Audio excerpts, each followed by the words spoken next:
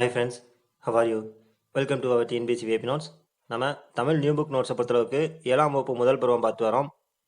இன்னைக்கு என்ன பார்க்க போகிறோம் அப்படின்னா முதல் ஏழில் இருக்கக்கூடிய குட்டியலுகரம் குட்டியலிகரம் அப்படின்ற இலக்கண பகுதியில் பார்ட் 1 வீடியோ வந்து பார்க்க போகிறோம்.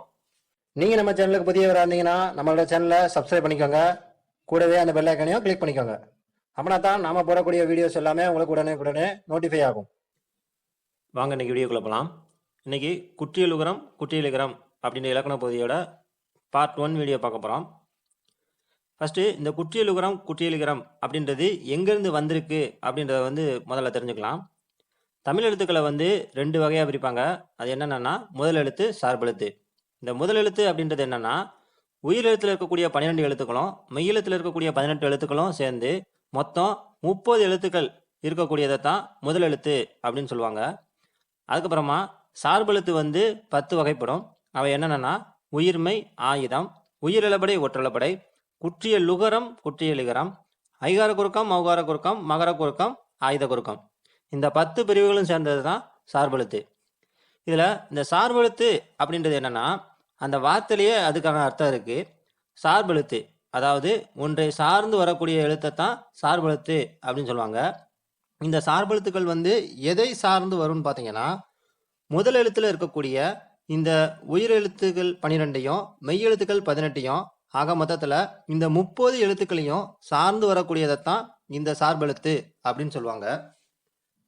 அதுக்கப்புறமா சார்பெழுத்தில் இருக்கக்கூடிய 10 பிரிவுகள் பற்றி ஒரு சின்னதாக இன்ட்ரோ பார்த்துடலாம். உயிர்மெய் எழுத்து அப்படின்றது என்னன்னா உயிர் எழுத்துக்களும் மெய்யெழுத்துக்களும் சேர்ந்த கலவை தான் உயிர்மெய் எழுத்துக்கள். அதே சமயத்தில் உயிரெழுத்துக்கள், மெய்யெழுத்துக்கள், உயிர்மெய் எழுத்துக்கள் இவை மூன்றுலையுமே சேராம தனித்து நிற்கக்கூடிய எழுத்து தான் ஆயுத எழுத்து. எழுத்துக்களை பற்றி படிக்கிறப்போ ரொம்ப முக்கியமான கான்செப்ட் என்னன்னா எந்தெந்த எழுத்துக்கள் மொழிக்கு முதல்ல வரும், எந்தெந்த எழுத்துக்கள் மொழிக்கு இடையில வரும், எந்தெந்த எழுத்துக்கள் மொழிக்கு கடைசியில வரும் அப்படின்றது வந்து ரொம்ப ரொம்ப ரொம்ப முக்கியமான கான்செப்ட். அந்த கான்செப்டை நம்ம ஆல்ரெடி ஒரு வீடியோவா அப்லோட் பண்ணியிருக்கோம். அந்த வீடியோவை நீங்க பார்க்கல அப்படின்னா அந்த வீடியோக்கான லிங்க்ஸை நான் டிஸ்கிரிப்ஷன்ல கொடுத்துருக்கேன். இந்த வீடியோ முடிஞ்சோடனே அந்த வீடியோவை கண்டிப்பா பாருங்க, கண்டிப்பா உங்களுக்கு யூஸ்ஃபுல்லா இருக்கும். அதுக்கப்புறமா உயிரிழப்படை, ஒற்றளபடை அப்படின்றத வந்து அளபடையின் வகைகள் அப்படின்னு சொல்லுவாங்க. அதே சமயத்துல ஐகார குறுக்கம், ஔகார குறுக்கம், மகர குறுக்கம், ஆயுத குறுக்கம் இவற்றை வந்து 4 வகை குறுக்கம் அப்படின்னு சொல்லுவாங்க. இதுக்கும் ஒரு சின்ன டிஃபரன்ஸ் இருக்கு. என்னன்னு பாத்தீங்கன்னா பொதுவா நெடில் எழுத்துக்களுக்கு வந்து 2 மாத்திரை அளவு இருக்கும். குறில் எழுத்துக்கு 1 மாத்திரையும் மெய்யெழுத்துக்கு அரை மாத்திரையும் இருக்குன்றது நமக்கு எல்லாருக்குமே தெரியும். இதுல ஒரு குறிப்பிட்ட எழுத்து வந்து தன்னுடைய மாத்திரை அளவுல இருந்து நீண்டு ஒழிச்சது அப்படின்னா அதை வந்து அளபடை எழுத்துக்கள் அப்படின்னு சொல்லுவாங்க. அதே சமயத்துல ஒரு குறிப்பிட்ட எழுத்து தனக்குரிய மாத்திரை அளவுல இருந்து குறைந்து ஒழிச்சதுன்னா அதை வந்து குறுக்கம் அப்படின்னு சொல்லுவாங்க. இதுல வரக்கூடிய இந்த 4 வகை குறுக்கத்தை பத்தி அடுத்த இயல்ல கொடுத்துருக்காங்க. அந்த இலக்கண பகுதியில இதை 4 பத்தி நம்ம தெளிவா படிக்கலாம். அதுக்கப்புறமா இந்த சார்பெழுத்தின் வகைகளில் வரக்கூடியது தான் இந்த குற்றியலுகரம், குற்றியலிகரம் அப்படின்றது. இதை பற்றி தான் இந்த வீடியோவில் பார்க்க போகிறோம். ஃபஸ்ட்டு குற்றியலுகரம் அப்படின்றத பற்றி பார்க்கலாம். இந்த குற்றியலுகரம் அப்படின்றது என்னன்னா தனக்குரிய ஓசையிலிருந்து குறைந்து ஒழிக்கக்கூடிய உகரத்தை வந்து குற்றியலுகரம் அப்படின்னு சொல்லுவாங்க. இதை வந்து சிம்பிளாக சொல்லணும் அப்படின்னா குறுமை கூட்டல் இயல் கூட்டல் உகரம் இவை 3 சேர்ந்தது தான் குற்றியலுகரம். அதாவது குறுகி இயங்கக்கூடிய உகரத்தை குற்றியலுகரம் அப்படின்னு சொல்லுவாங்க. இந்த விஷயம் வந்து எங்கெங்கெல்லாம் அப்ளை ஆகும்னு பார்த்தீங்கன்னா இப்போ உதாரணத்துக்கு குழந்தை, வகுப்பு, பாக்கு இந்த 3 வார்த்தைகளையும் நீங்க சொல்லி பார்த்தீங்கன்னா இந்த 3 வார்த்தைகளையுமே கு அப்படின்ற எழுத்து வந்திருக்கு. இந்த கு அப்படின்ற எழுத்து வந்து ஒரு சொல்லுல முதல்ல வந்தாலும் சரி இடையில வந்தாலும் சரி அந்த கு அப்படின்ற குறில் எழுத்து வந்து முழுமையா ஒலிக்கும். அதே சமயத்துல இந்த கு அப்படின்ற எழுத்து வந்து இறுதியில வர்றப்போ தன்னுடைய 1 மாத்திரை அளவுக்கு பதிலா அரை மாத்திரை அளவுல ஒலிக்கும். அதே சமயத்துல இந்த கு அப்படின்ற எழுத்தோட சேர்த்து வேற என்னென்ன எழுத்துக்கள்லாம் குறுகி ஒலிக்கும் அப்படின்னு பாத்தீங்கன்னா கு, சு, டு, து, பு, ரு அப்படின்ற 6 வல்லின உகரங்களும் சொல்லுக்கு இறுதியில வர்றப்போ தனக்குரிய 1 மாத்திரை அளவுக்கு பதிலா அரை மாத்திரை அளவுல தான் ஒலிக்கும். இதை ஏன் வல்லின உகரங்கள் அப்படின்னு சொல்லியிருக்காங்கன்றத வந்து தெளிவாக புரிஞ்சுக்கணும். இதுதான் இந்த இதில் இருக்கக்கூடிய கீவேர்ட்ஸு.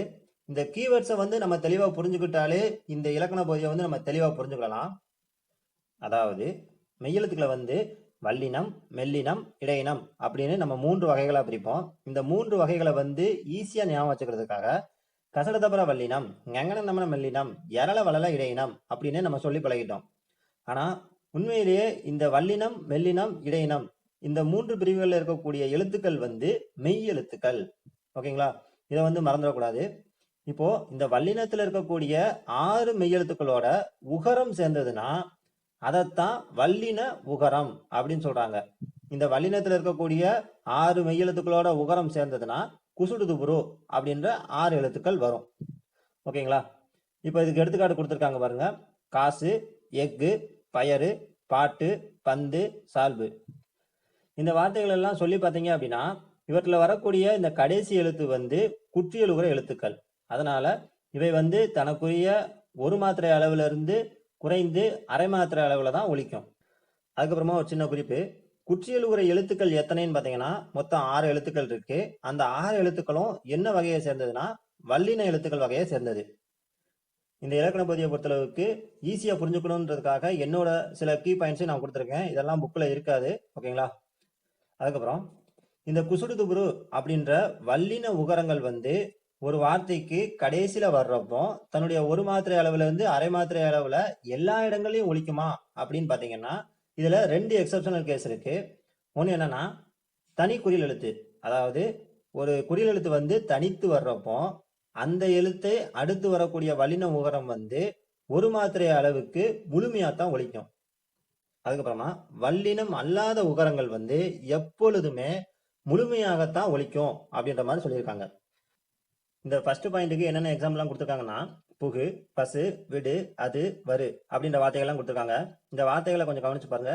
இதுல வரக்கூடிய பூ, பா, வி, ஆ, வா இந்தந்த எழுத்துக்கள் எல்லாமே குறில் எழுத்துக்களாகவும் அதே சமயத்துல தனித்து வரக்கூடிய குறில் எழுத்துக்களாகவும் இருக்கு. இந்தந்த எழுத்துக்களை தொடர்ந்து குற்றியல் உகர எழுத்துக்கள், அதாவது குசுடுதுபுரு வந்து வந்திருக்கு. இந்த மாதிரி தனிக்குறிலை அடுத்து குற்றியலுகிற எழுத்துக்கள் வந்ததுன்னா இந்த எழுத்துக்கள் வந்து தன்னுடைய ஒரு மாத்திரை அளவுக்கு முழுமையா தான் ஒலிக்கும். அதே சமயத்துல வல்லினம் அல்லாத உகரங்கள், அதாவது உ, லு இந்த எழுத்துக்கள் பாத்தீங்கன்னா இடையினத்துல வரக்கூடிய எழுத்துக்கள். சோ இடையினத்துல வரக்கூடிய உகரங்களை தான் வல்லினம் அல்லாத உகரங்கள் அப்படின்னு மென்ஷன் பண்ணியிருக்காங்க. இது வந்து மெல்லினத்தையும் குறிக்கும். ஓகேங்களா? கன்ஃபியூஸ் பண்ணிக்காதீங்க. வல்லினத்தை தவிர்த்து மீதம் இருக்கக்கூடிய 12 எழுத்துக்களோட உகரம் சேர்ந்ததுன்னா அதை தான் வல்லினம் அல்லாத உகரங்கள் அப்படின்னு சொல்லுவாங்க. ஓகேங்களா? இப்ப எக்ஸாம்பிளுக்கு உ, லு அப்படின்ற வார்த்தையை மட்டும் கொடுத்துருக்காங்க. இந்த மாதிரி வல்லினம் அல்லாத உகரங்கள் வந்து எப்பயுமே முழுமையா தான் ஒலிக்கும் அப்படின்றத கொடுத்துருக்காங்க. அதாவது தன்னுடைய ஓசை குறையாம ஒரு மாத்திரை அளவுல முழுமையா தான் ஒலிக்கும் அப்படின்றத சொல்லியிருக்காங்க.